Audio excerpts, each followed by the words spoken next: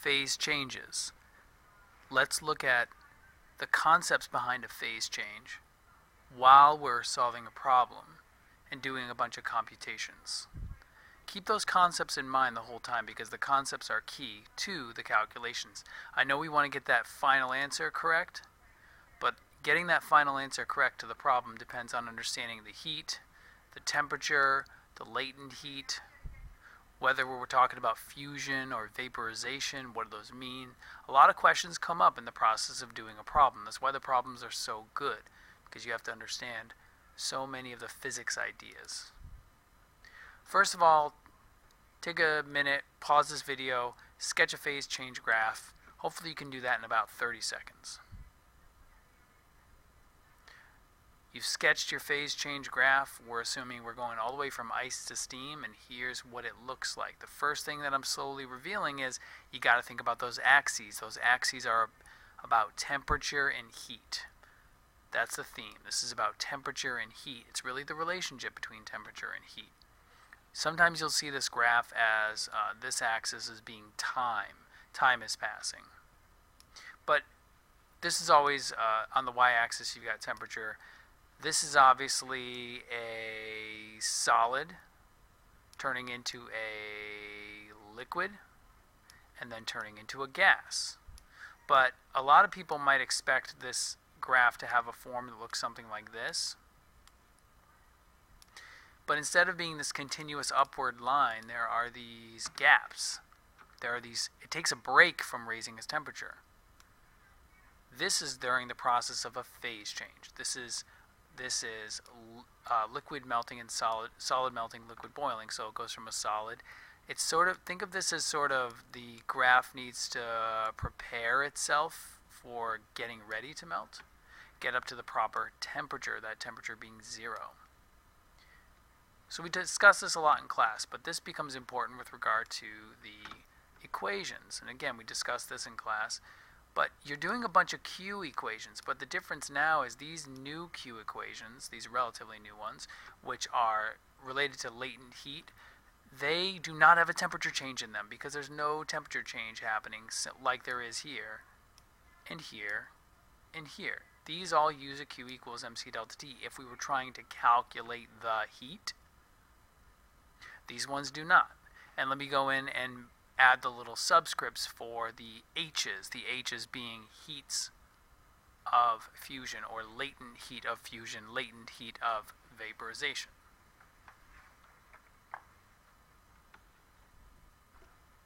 So here we've got the heat, the H sub F for latent heat of fusion, the H sub V for latent heat of vaporization.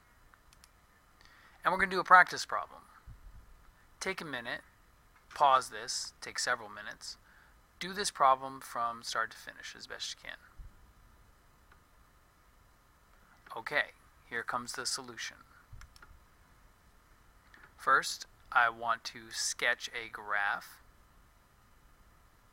That is my standard graph. It's always going to have the melting and the boiling points. Usually water, because we know a lot about water. It's got my 5 stages. I may not use all 5, but I'm going to label which ones I am going to use. So let's look at the beginning and ending points. It says negative 80 degrees Celsius. That tells me it's down here in the negative somewhere, probably around here.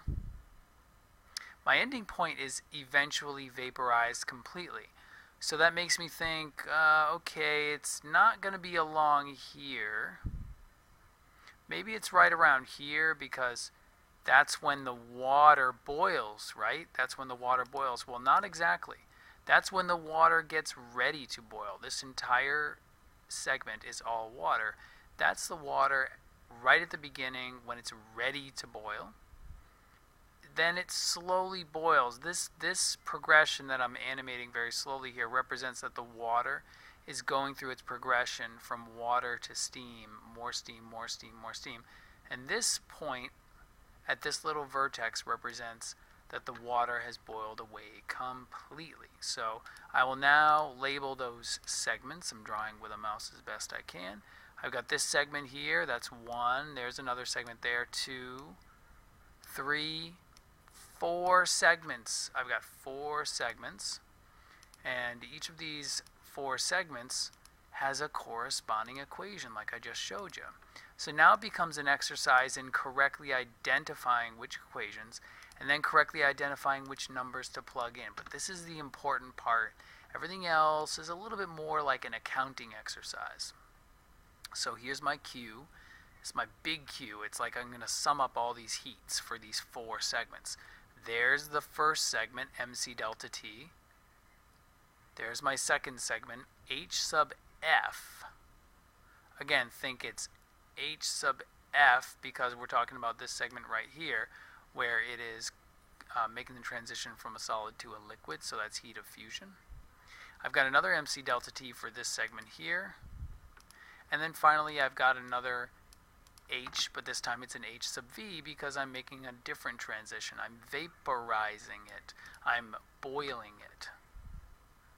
Now I plug in a bunch of numbers. Let's go through this. 700 is my mass. I've chosen to keep it in grams. Specific heat of water? No. Specific heat of ice, 0.5, because I'm talking about this segment right here. Specific heat, the temperature change. The temperature change is actually 80. Not 180, but just 80 because I went from here, which starts from the bottom here, starts at negative 80 up to 0. Then I move on to MH sub F. 700 is my mass. My heat of vaporization in joules per gram. If you look at your chart, 79.7. Again, I'm talking about this segment now. Next segment, this one here, another delta T is happening. So there's another MC delta T. This time it's a different specific heat though. Specific heat of water, 1 calorie per gram degree Celsius. What's my temperature change? Think about it. It's from the beginning of this segment to the end, which is 0 to 100. So my temperature change is 100. Finally, I'm going to do MH sub V. Corresponds to this segment. My mass is 700. My heat of vaporization is different than my heat of fusion. 539 if you look at calories per gram. Do the math, add them all together, you get 531,090 calories.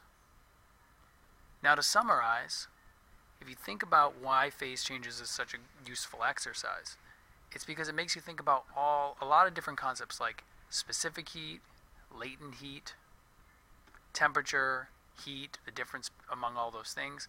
We could also go into what's happening in terms of the molecules, and I will not go into that in this video as much, but there's a lot to think about, which is also what makes this problem tricky. Try this problem multiple times, and good luck to you. This is Sturgeon signing out.